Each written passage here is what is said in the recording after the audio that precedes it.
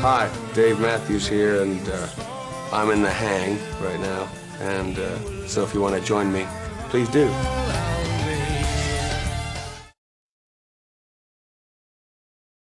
We were always turned down by things like South by Southwest, and always our tapes fell into a great abyss when we'd send them out. And I think the time when suddenly record companies started coming to us, flying down to Virginia and saying, with sunglasses on and like, we really think we can work together with you, man. We really do think we're really into what you're doing, and we think we've got the tools. And that was always like, wow, what a line. Do you lay that line on everyone? Well, we all live in Virginia. None of us really want to go and move to Hollywood or New York, and never had the urge to take the band to the big city until there was an audience there. And we've sort of, and in situations like awards ceremonies or televised celebrations, that's when we all sort of feel like, hey, what are we doing here? Somebody, I wish I had that cool thing where people could strut in there with their posses and nobody looks at anybody and everybody's cool. I feel like such an idiot.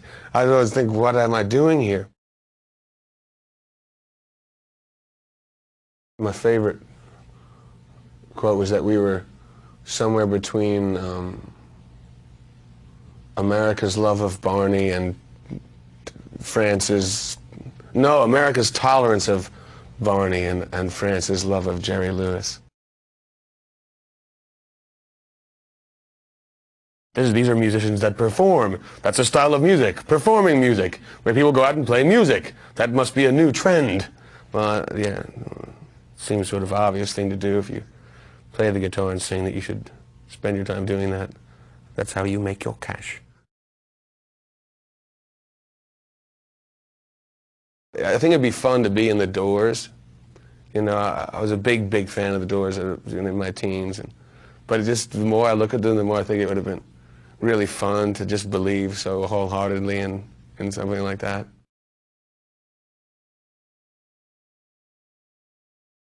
At the moment, I'm going through a Songs in the Key of Life phase, which is just an incredible album.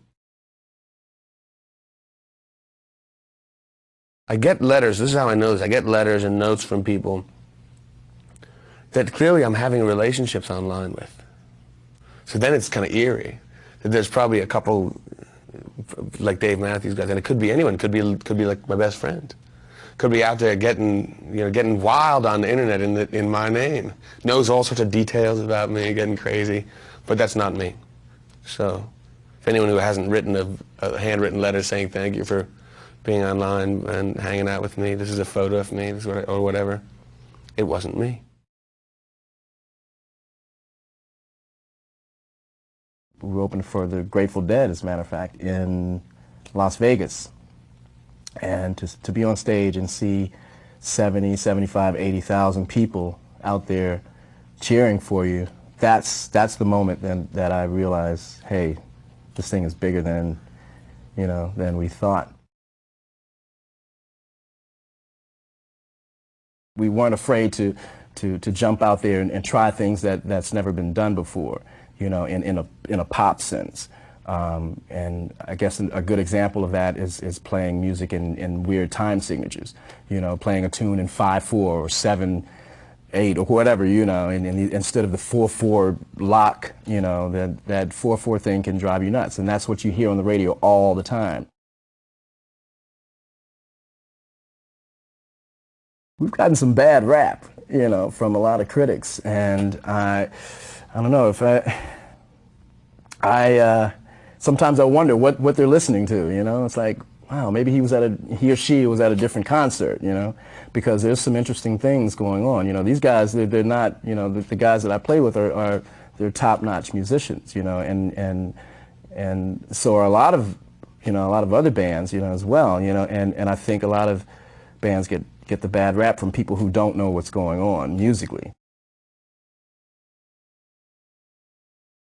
The late, great Miles Davis once said, it's not what you played yesterday, it's what you played today, and that's what it's all about. You know, you don't want to dwell on what you did yesterday. You think about it, you know, and you pay attention to it. You learn from it, and you move on.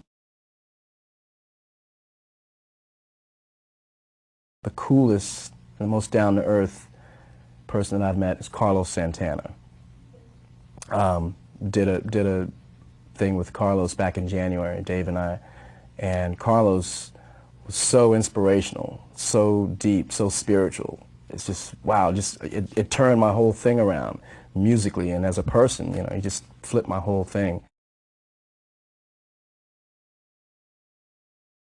I find country music some of the most swinging music in the world, I think, and to swing a piece of music is the hardest thing in the world. I think that it's the closest thing to jazz, actually. I don't know how that whole thing works, but yeah, like downloading a piece of music, you know, a fresh piece of music, that takes away from the musician, you know. It's like, wow, it's just something not right about that, you know.